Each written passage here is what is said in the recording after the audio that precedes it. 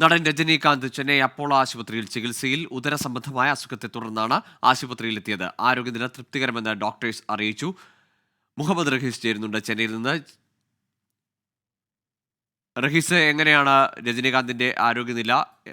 ചിത്രീകരണത്തിനിടയിലാണ് ആശുപത്രിയിലേക്ക് എത്തിച്ചത് എന്ന് മനസ്സിലാക്കുന്നു. ഗൂഗിൾ ഇന്നലെ രാത്രിയാണ്, അതായത് അർദ്ധരാത്രിയോടെ അടുത്തൊരു സമയത്താണ് രജനീകാന്തിനെ ചെന്നൈ അപ്പോളോ ആശുപത്രിയിൽ പ്രവേശിപ്പിക്കുന്നത്.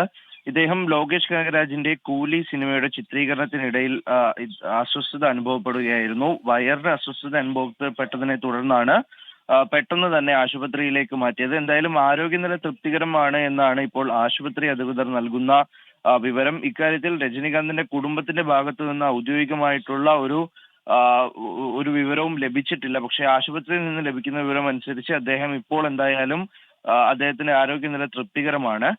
മാത്രമല്ല, ഇന്ന് കൂടുതൽ പരിശോധനകൾ ഇതുമായി ബന്ധപ്പെട്ട് നടത്താനാണ് ഇപ്പോൾ ഡോക്ടർമാരുടെ തീരുമാനം.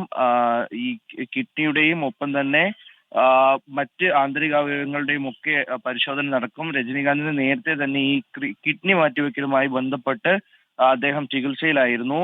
കോവിഡ് വന്ന് വളരെയധികം ആരോഗ്യം ക്ഷയിച്ച ഒരു അവസ്ഥയും അദ്ദേഹത്തിന് ഉണ്ടായിരുന്നു. അതിൽ നിന്നൊക്കെ ഒന്ന് മുക്തമായി സിനിമയിലൊക്കെ ആക്റ്റീവായി വരുന്ന ഒരു സമയത്താണ് ഇപ്പോൾ അദ്ദേഹത്തിന് വീണ്ടും ആരോഗ്യനിലയിൽ ഒരു ആശങ്ക ഉണ്ടാകുന്നത്. ഇദ്ദേഹം ഈ രാഷ്ട്രീയ പാർട്ടി പ്രവേശനവും ഒപ്പം തന്നെ അതിന്റെ പ്രവർത്തനവും ഒക്കെ തൽക്കാലം മാറ്റിവെച്ചതും തന്റെ ആരോഗ്യ പ്രശ്നം കൊണ്ടാണ് എന്ന് പറഞ്ഞിരുന്നു.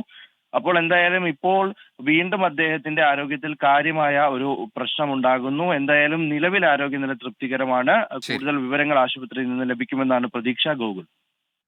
ശരി മുഹമ്മദ് റഹീസാണ് ചെന്നൈയിൽ നിന്ന് രജനീകാന്തിന്റെ ആരോഗ്യനില സംബന്ധിച്ച വിവരങ്ങൾ പങ്കുവച്ചത്.